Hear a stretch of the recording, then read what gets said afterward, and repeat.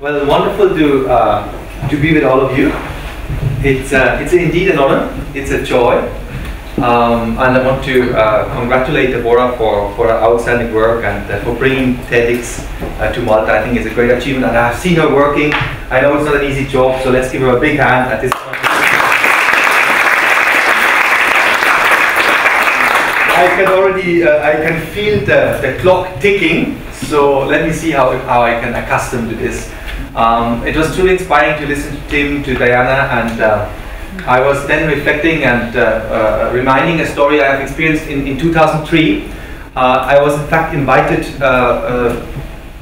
to Nokia, our founder of the International Art of Living Foundation, Sri Ravi Shankar, gave a keynote speech in the Nokia headquarters in Helsinki. So it was an inspiring speech. I was there to assist him. And then afterwards we had an intimate dinner with the leadership, with the CEOs of Helsinki, of Nokia, and it was wonderful. And there was a silent moment, and then the CEO at that time, Pekka, he asked Sri, and he said, you know, I have 50,000 people, and to be very honest, to work with them, it is a headache. I'm so tired when I'm in airplanes, I'm so tired in the morning. And I see you smiling, because he's a man, he's from India, he's always smiling, he's a small man, and has a serving nature. He said, I can see you smiling, but you have an organization which is, I think, the biggest NGO in the world. It's in 151 countries, you have 300 million followers. How comes you're smiling? So I was curious, what would he answer? And he was very silent, Sri. And he said, you know, I think it is because I do not control people. I just inspire them. And I could feel that this was resonating with him. Yet, I didn't really quite get it. And ever since, I can see that, yes, it is true. He does it. He leads by example and he inspires. But how does he do it? What actually is inspiration? And how can I share it? How can I inspire others? So on the basis of my own struggle as a human being, as a leader, I have been closely reflecting on that matter, and I would like to update you with my latest with my latest learning today. This is subject to change, latest by tomorrow. What I have noticed is that, unfortunately, neither at school nor at home, we really focus on learning these personal skills. I think we all have spent so much on education, and we have learned mathematics, we have learned some languages, and we have learned some about geographics, but who taught us how to connect to ourselves, how to find enthusiasm, how to find inspiration, how to deal with others? How much time have we spent in university doing that? And at the same time, I do feel that inspiration actually is our nature. If we look at small children, if we look at ourselves as children, were we not all inspired, enthusiastic? If a child looks at us, there is a presence, isn't it? And we have been innovative. Was it a problem for us to be innovative as children? We have done it. So maybe it's more about unlearning. Because as we grew more intelligent, this innocence and this spark and this presence and this smile, how are you all smiling here? has sometimes been lost. And I see four key cornerstones which can help us to connect back to that. And they are, I think, very simple. The first one, what I find very important for me, is to take responsibility, especially for my own energy level. How do we gain energy? If I may ask you, how do you gain energy here in Malta? Maybe it's different in Switzerland. How do we gain energy? On a very simple note. Not surrounding yourself by negative people. Okay, no negative people. What else?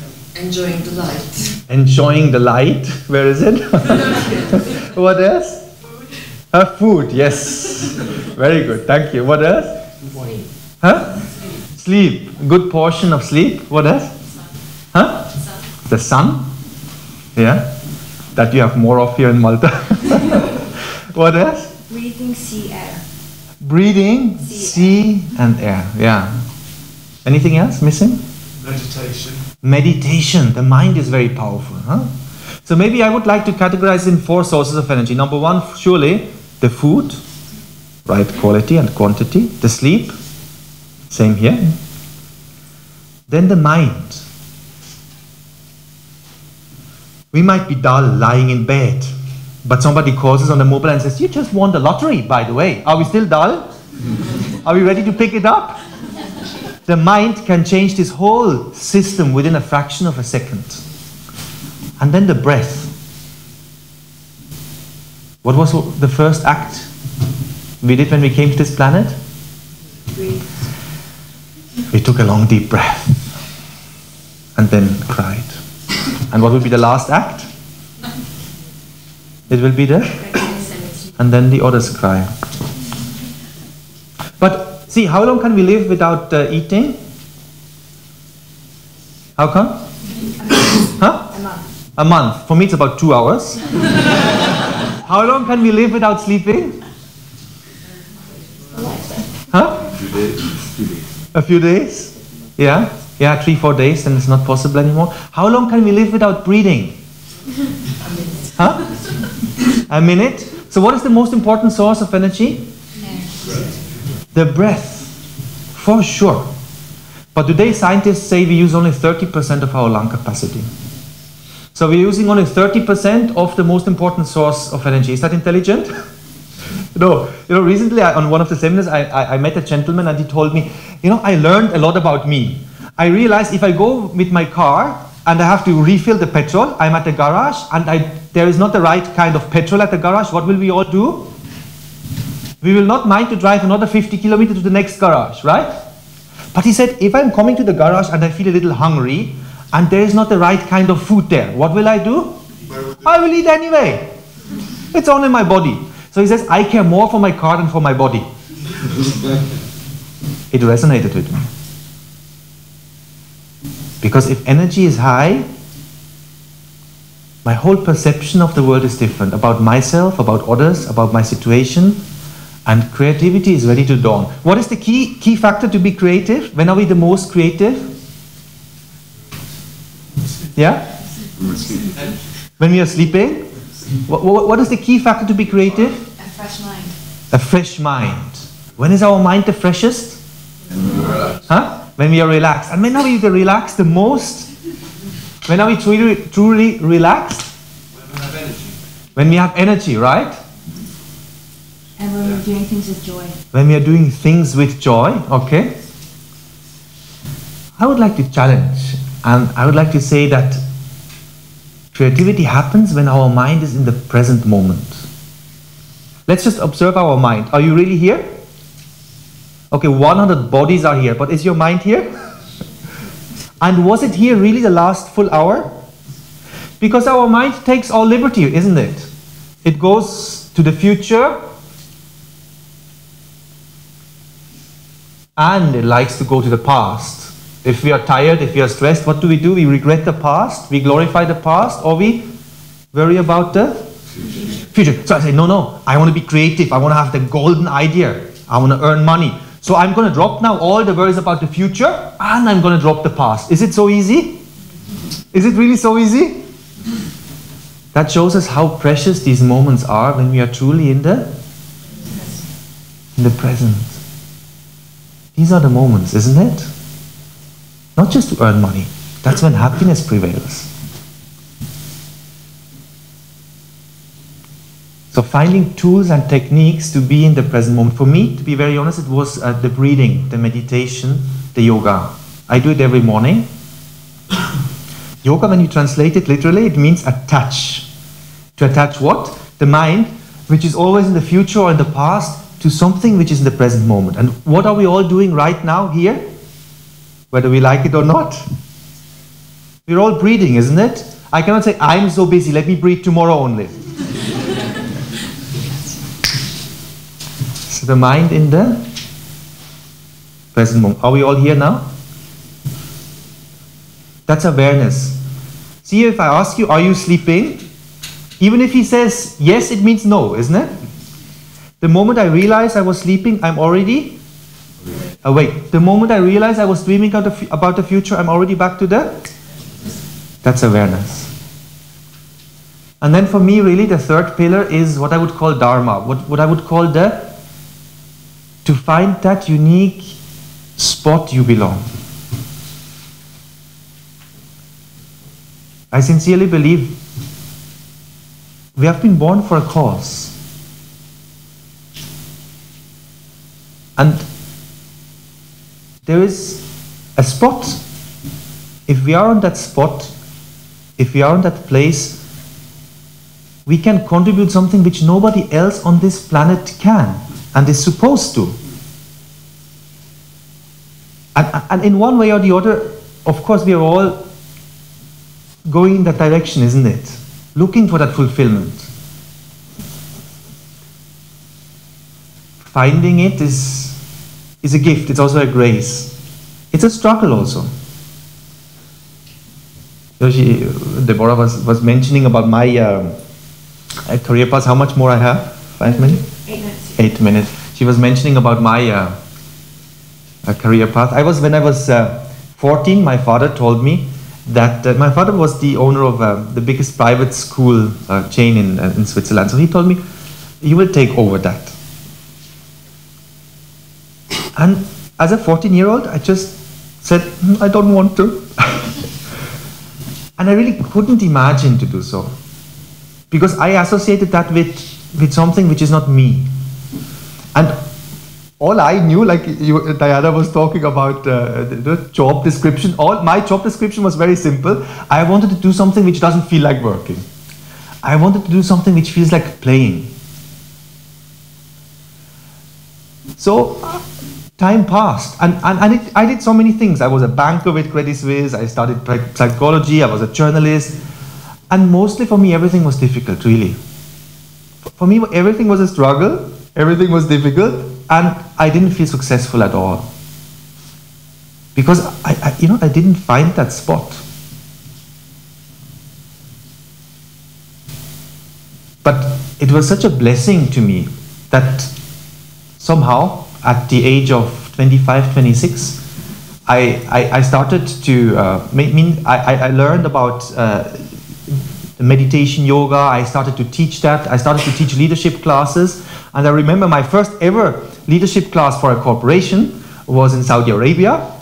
It was the Samba Financial Group, the City Group at that time. It was a different kind of setting altogether. And I was very nervous. I was the youngest in the room. That's about 9 years ago. And I felt charged from everywhere.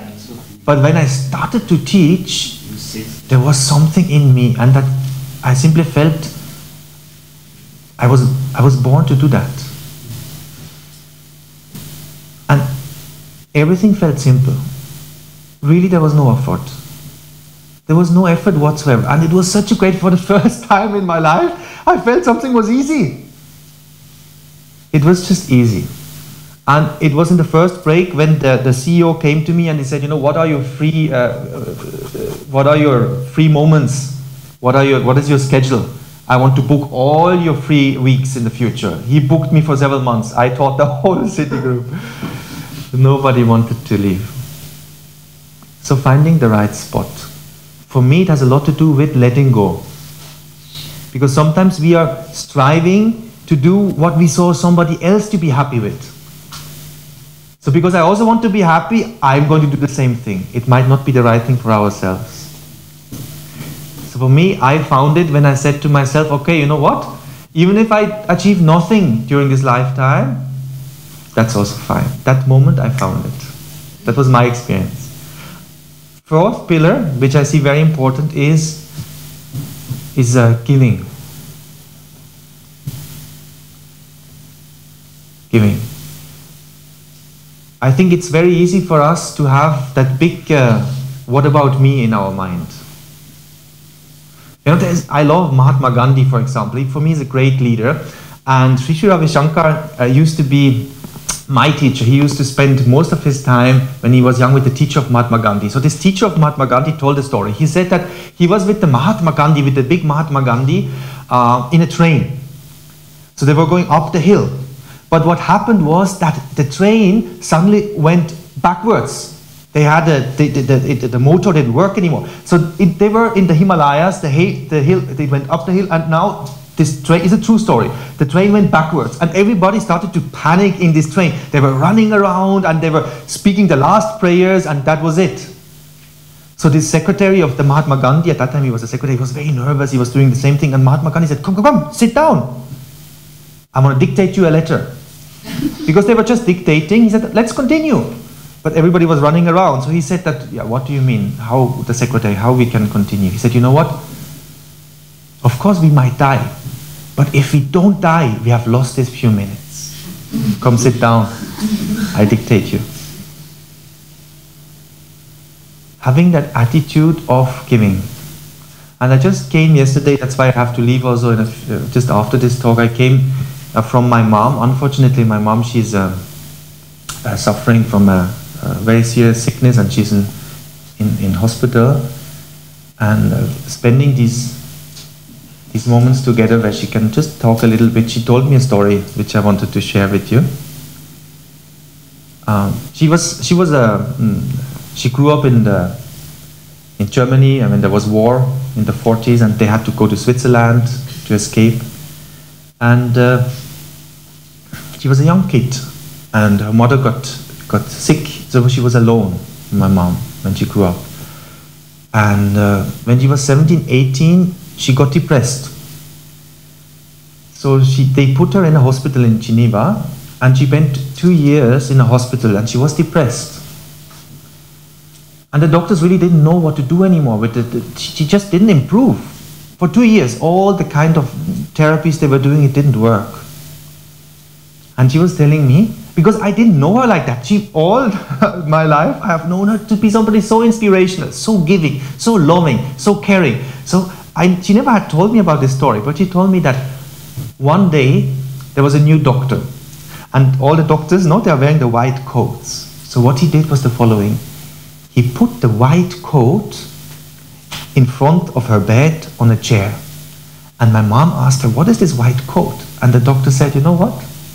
You take this white coat, you wear it, and from this day onwards, you come with me to treat the patients. So this doctor asked the sick patient to treat the others. You know what my mom told me? She said that this is the day she got cured. This is the day she got cured. And she never ever fell sick again. So for me, to be an inspirational leader is to be somebody who serves the others.